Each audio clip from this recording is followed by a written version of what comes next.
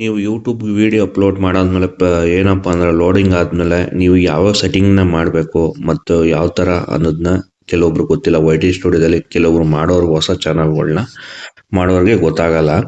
ನೀವು ಈಸಿಯಾಗಿ ಮಾಡ್ಬೋದು. ಯಾವ ಥರ ಅಂತ ಹೇಳಿದ್ರೆ ಮೊದಲಾಗಿ ನೀವು ಯೂಟ್ಯೂಬ್ ವಿಡಿಯೋನ ಅಪ್ಲೋಡ್ ಮಾಡ್ಬೇಕಾದ್ರೆ ಮೇನ್ ಬೇಕಾಗಿರೋದು ಏನಂದ್ರೆ ಅಪ್ಲೋಡಿಂಗಲ್ಲಿ ಅಂದರೆ 3ನೇ ಆಪ್ಷನ್ನ ನೀವು ಸೆಲೆಕ್ಷನ್ ಮಾಡ್ಕೊಳ್ಳಿ. ಯಾಕೆಂದರೆ ವಿಡಿಯೋ ಕಂಪ್ಲೀಟಾಗಿ ಅಪ್ಲೋಡ್ ಆಗಂಟು ಅದೇ ಆಪ್ಷನಲ್ಲಿ ಇರಲಿ. ಆನಂತರ ಪಬ್ಲಿಕ್ ಮಾಡಬೇಕು ಅಂದರೆ ಪಬ್ಲಿಕ್ ಆಪ್ಷನ್ ಮೇಲೆ ನೆಕ್ಸ್ಟು ನೀವು ಕ್ಲಿಕ್ ಮಾಡ್ಕೋಬೇಕು. ಇಲ್ಲ ಅಂತ ಹೇಳಿದ್ರೆ ನಾನು ಈಗ ಡೇಟನ್ನ ಇವತ್ತು 12 ಅಂದರೆ ನಾಳೆ ನಾನು ಅಪ್ಲೋಡ್ ಮಾಡಿಬಿಡ್ತೀನಿ ಅಂತ ಹೇಳಿದ್ರು ಇಲ್ಲಿ ಟೈಮಿಂಗ್ಸನ್ನು ಸೆಟ್ ಮಾಡಿ ನೀವು ಇಷ್ಟು ಗಂಟೆ ಅಂತ ನೀವು ಇಟ್ಕೋಬಹುದು. ಅದು ಆಪ್ಷನ್ ಐತೆ. ಜೊತೆಗೆ ಏನಂತ ಹೇಳಿದ್ರೆ ನೀವು ಇಲ್ಲಿ ಆ್ಯಡ್ ಡಿಸ್ಕ್ರಿಪ್ಷನ್ ಅಂತ ಇದ್ರ ಮೇಲೆ ನೀವು ಮೇಲ್ಗಡೆ ಏನು ಬರೆದಿರ್ತೀವಿ ಟೈಟಲ್